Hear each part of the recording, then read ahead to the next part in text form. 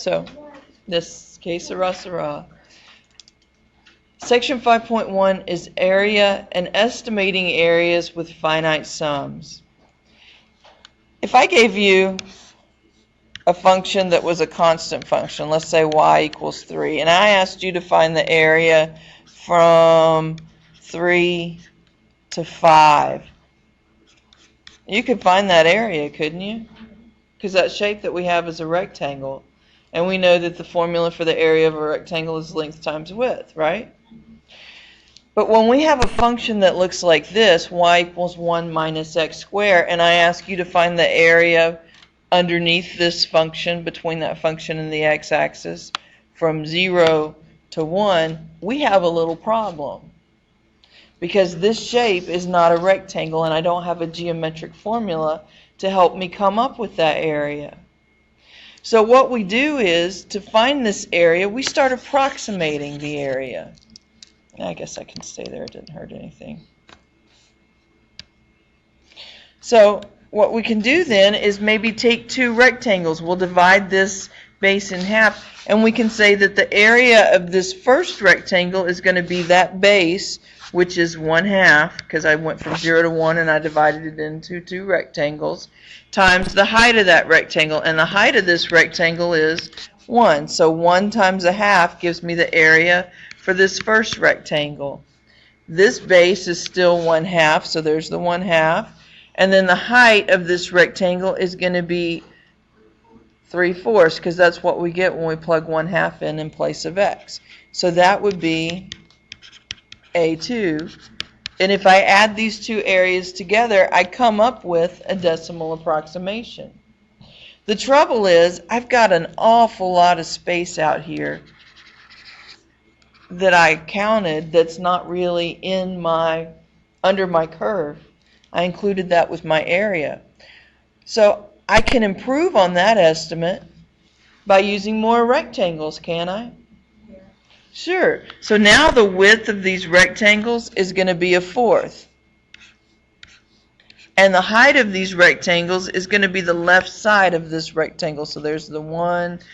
When x is 1/4, I get 15/16. So there gives me A1 for the first rectangle, A2 for the second rectangle, A3 for the third, and A4. And when I add all of these areas together, I come up with a better approximation. 0.78125 is better than 0.875. How do I know it's better? Because there's less of this red area out here that's not, that I'm counting, that's not really supposed to be counted, right? I can tell because this number that I came up with is less than this number up here. Can I get a better approximation? Sure I can. That was an overestimate. What about doing an underestimate? Can I do that? Yeah, well now instead of using the left side of the rectangle to get the height of the rectangle, I'm going to use the right side of the rectangle to come up with the height of the rectangle, the right side of the point. So I'm still using 4 rectangles, so my width is still 1/4, but now the height I get from the right side. So instead of that being the height for the second rectangle, that's now the height for the first. So there's A1 is this area right here. A2 is this area right here. A3 comes from right here. And then A4 has a height of 0 because I'm using inscribed. This first problem is what we call an upper sum, because we've taken the rectangles that go outside or above our graph. This approximation comes from a lower sum because we've summed up the area of rectangles that are inside. Now I have an overestimate right here and I have an underestimate right here, and so I've narrowed down what this area underneath the curve is going to be. I've got it trapped between a couple of values, and it's getting close, right? Between 0.5 and 0.78. Can I get a better approximation? I could use the midpoint of the rectangles, right? Instead of an upper or a lower, I could use the midpoint. And now I'm getting better because my overestimate and my underestimate are getting smaller. And notice when I use the midpoint, this value is actually in between these. So it's a better approximation. Or I could use more rectangles. This is where we're using 16 rectangles to come up with the area. This is our lower sum, 0.6347. This is the upper sum using 16, so we know that our area is actually in between these two values somewhere, the area under the curve. Can I get a better approximation? Always. What we end up doing is we're going to find, I'm getting ahead of myself. What we're going to find is the true value of the area. We're going to have a theorem in a later section that says that area is equal to this integral of this function between the lower bound and the upper bound. That's the area of this curve. I'm getting ahead of myself. I gave away the surprise ending. But there's more to that, so I'm not giving too much away. Let's see if we can do this problem here. Example 1. Use finite approximation, finite means it's not infinite, to estimate the area under the graph of f of x equals 3x squared and above the graph of f of x equals 0 from x equals 0 to x equals 6. So what that means is this graph is going to go from 0 to 6. And when x is equal to 0, the function is equal to 0. When x is equal to 6, is there any significance for the x sub naught and the x sub naught? Are they simply like 0 is x sub naught is your starting point. X sub n is the ending. It's the number of rectangles you're going to use. Okay? Starting point, ending point. Okay? There's 6. And then here, if x is equal to 0, y is equal to 0. If x is equal to 6, 6 squared is 36. 36 times 3 is what? 108. So these are each going to be 20, 40, 60, 80, 100, 120. So I have a point at 0, 0. If x is equal to 1, we get 3. So these are going to be, what's 5? 75. And 108. I'm just trying to get some points.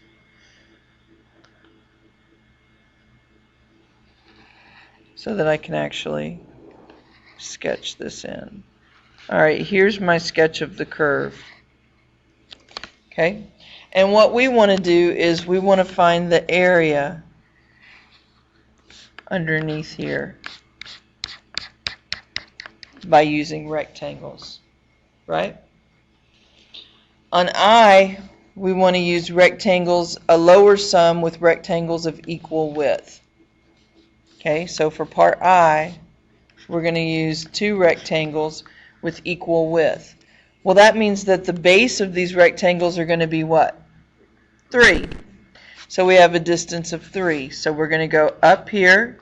And because we're using lower sums, we're going to have the base times the height is 0 plus the base times the height here is going to be 3 squared is 27. This is our lower sum. And 3 times 27 is what?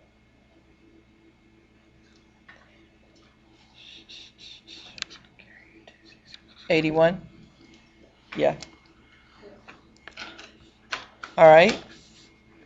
Part 2, we want to use a lower sum with 4 rectangles of equal length.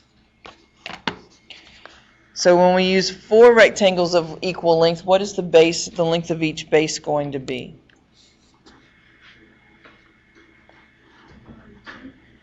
This is going to be 1.5, right?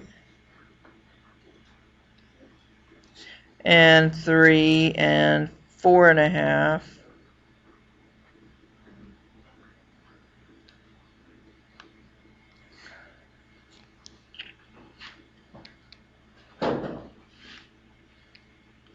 So our lower sum, so this is going to be 1.5 or 3 halves times the height for the first rectangle is 0.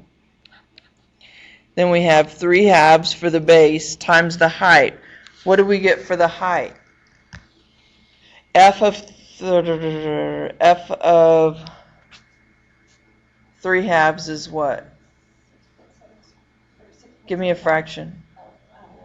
Math enter. How many? 27 fourths. Oh, you multiplied by 3 halves already? No, I didn't want you to do that. Okay, 3 halves. This point right here is at 3 halves. 3, 5 halves.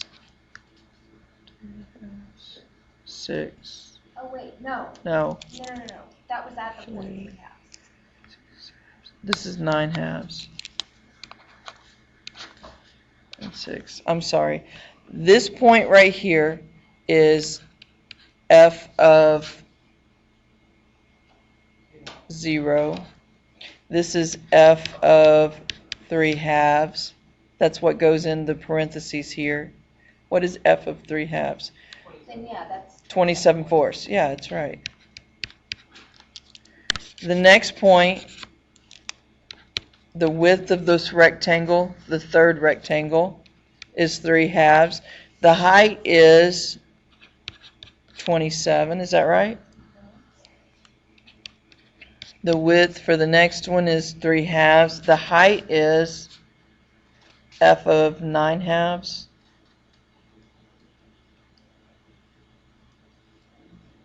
So it's 81, 243 over 4.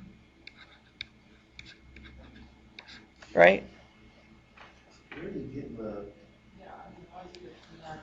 How am I getting the rectangles? All right, here's the lower sum. Hang on. Let me do this right fast. I want to copy this figure because I'm going to draw another one. Copy. Paste. Hang on.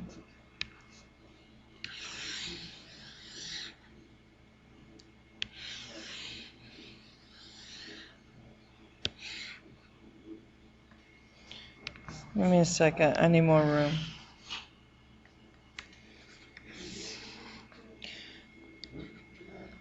Okay. Do you see how these are my lower sums using the 4 rectangles right here? 2, 3, and then 4. The base of each one, okay, the area of a rectangle is base times height, right? The base for all 4 of these rectangles is 3 halves, right?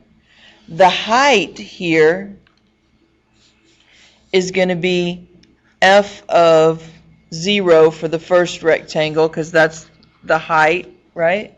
The height of the second rectangle comes from this point right here when x is 3 halves. So this is f of 3 halves for the height. The height of the third rectangle is f of 3. The height of the fourth rectangle is the left-hand side here, which is where x is 9 halves. So that's f of 9 halves. So what is that? 3? Well, how did you get 27 over 4? I go back to the function right here, and in place of x, I plug in 3 halves. 3 halves squared is 9 fourths. 9 fourths times 3 is 27 fourths. Okay. Right? You've got to go back to the original function and plug in these values. So when x is 3, I get 27. When x is 9 halves, when x is 9 halves right here, 9 halves squared is 81 fourths. 81 times 3 is 243. and it's over 4. So now I need to get to my calculator, and I have a calculator. And we find the area of each one of these rectangles. So this is going to be 0 plus 81/8 plus 81/2 plus 243 times 3, 729 over 8. So I am going to get 81. It was 79. 720. I meant that. 81 divided by 8 plus 81 divided by 2 plus 729 divided by 8. And I get 141.75. So Okay. now we don't need fractions anymore. No, not for your area, because it's going to end up being a decimal. All right? So far, so good? I just created 4 rectangles, because we were told right here to find a lower sum. So I'm using, these are called inscribed rectangles, because they're inside the function. Now, is this an overestimate or an underestimate? It's an underestimate, because I still have shaded region here that I haven't counted, right? So in Roman numeral 3, we're asked to find now an upper sum using 2 rectangles. So when I find an upper sum, I'm still looking for this area right here. But now I'm going to use an upper sum. With 2 rectangles, we start out at 3, and this is going to be our first rectangle and our second rectangle. So for this one, the width is still 3. So this is 3 times what? 27 plus 3 times what? 6 squared is 36 times 3 we said was 108, is that right? And when we add these together, 3 times 108 plus 3 times 27, that's 81. We get 405. So using the 2 rectangles, can I get a bound on the area? With 2 rectangles, I get a lower bound of 81 for the area and an upper bound of 405. That's a huge difference. So let's see if we do any better with an upper sum with 4 rectangles. So let's see if we can narrow it down a little better. So with the 4 rectangles, what is my width going to be? 3/2. Okay? And to get this width, what you're doing is you're taking, if you find that if you're looking for the area from A to B, this is going to be, it's B minus A over N is what it is. It's B, this number right here for the width is going to be B minus A over N, where B is your largest value on your range that you're wanting to find the area between. A is the smallest value, and then N is the number of rectangles. So right now we said that was 6 was our upper bound, minus 0 is our lower bound, and we wanted to find 4 rectangles now, so that's where the 3/2 came from. Okay? So now we're looking at, get off of there. Ooh, I took too much off. Hang on.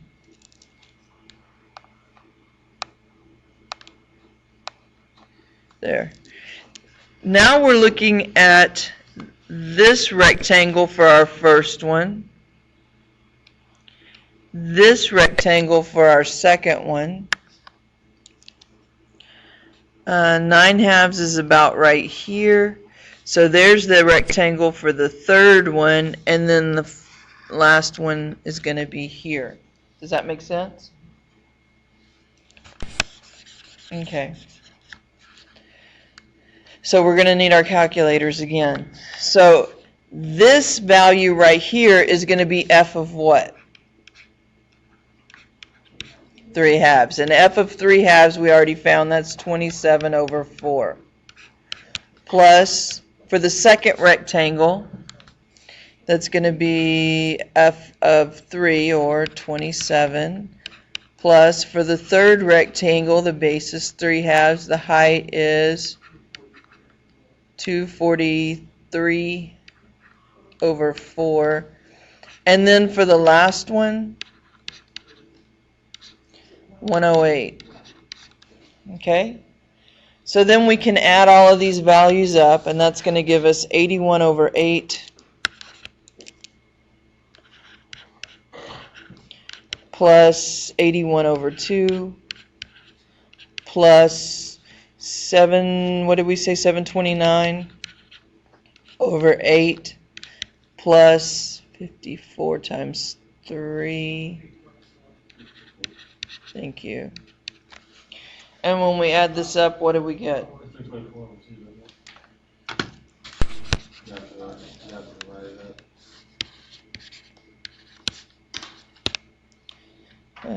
162. 108 divided by 2 is 54, times 3 is 162. All right, did anybody add this up for me already? We're falling down.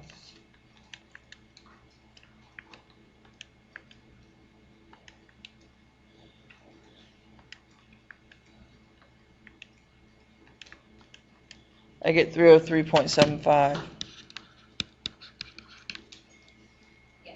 So based on the 4 rectangles then, we can trap our area between what two values? 303.75 would be an upper bound. 141.75 would be a lower bound. And in order to get better and better approximations of the area, all we'd have to do is get more rectangles. Well, this is a pain. Because to get a really good approximation, we need a bunch of rectangles. And finding the height and the areas and then adding all those areas up is annoying. Right? There has to be a better way. Look at that, there is. Actually, this is just an FYI because it's going to come up in a later section. There is something called an average value of a non-negative continuous function. In this picture, C would be the average value. It exists. I don't know how to tell you how to find it. I'm just telling you it exists. So that if you were to take a paint scraper or a knife at this point and you start scraping this function along, this excess that's on the right would fill in the gaps over here, so that whatever's above the area of what's above this dotted line will exactly fill in that hole there, so that you could find the area under that curve by using the rectangle and the average value. I'm just not telling you how to find that average value because it's an existence thing, not a here's how you get it thing. Okay?